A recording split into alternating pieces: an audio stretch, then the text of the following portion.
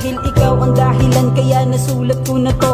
I'm so sorry baby, ikaw ang nilalaman nito. Gusto kong malaman mo na may pagtingin ako. Wala namang masama kung sasabihin ko sa'yo ang tunay na ramdaman, tibok ng puso ko sa'yo. So baby I bet in love ako sa'yo.